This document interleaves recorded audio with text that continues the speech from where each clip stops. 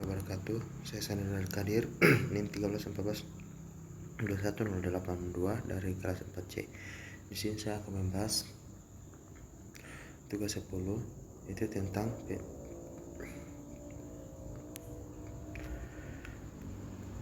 pembangunan bidang pertahanan dan keamanan. Di sini saya akan membahas tentang pembahasan yang akan saya presentasikan, yaitu pembinaan ketahanan nasional terbagi menjadi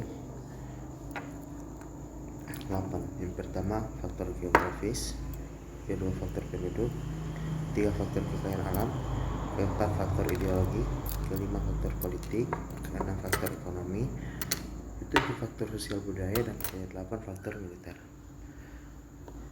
Saya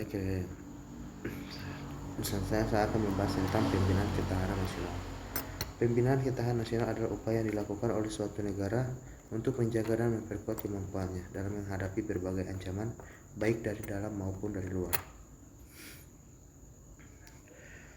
Pertama, faktor geografis. Faktor geografis mencakup letak geografis suatu negara, bentuk topografi, iklim, sumber daya alam, dan aksesibilitas.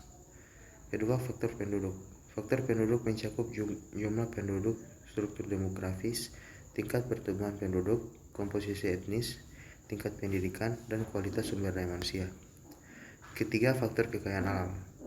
Faktor kekayaan alam mencakup sumber daya alam yang dimiliki suatu negara seperti minyak, gas, logam, hasil pertanian, dan sumber daya air.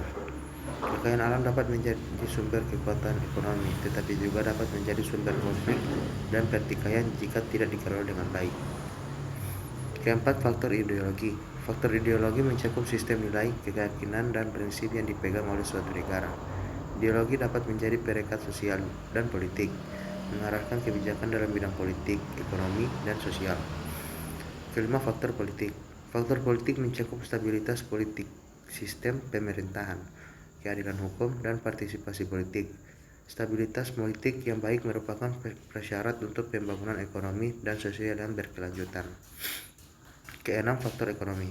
Faktor ekonomi mencakup pertumbuhan ekonomi, struktur ekonomi, kemandirian ekonomi, akses terhadap sumber daya, ketahanan ekonomi, dan kesejahteraan masyarakat. Ketujuh, faktor sosial budaya. Faktor sosial budaya memiliki peran penting dalam pembinaan ketahanan nasional. Identitas nasional dan kesatuan bangsa merupakan aspek yang memperkuat integrasi sosial dan stabilitas negara. Kedelapan, faktor militer. Faktor militer mencakup kemampuan pertahanan suatu negara, kekuatan militer, modernisasi militer, dan kerjasama pertahanan.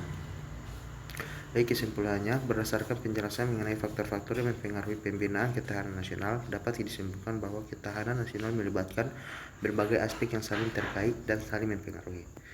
Itulah hasil pemaparan materi tugas 10 dari saya. Apabila ada salah kata, saya mohon maaf. Wabillahi taufiq wal hidayah. Assalamualaikum warahmatullahi wabarakatuh.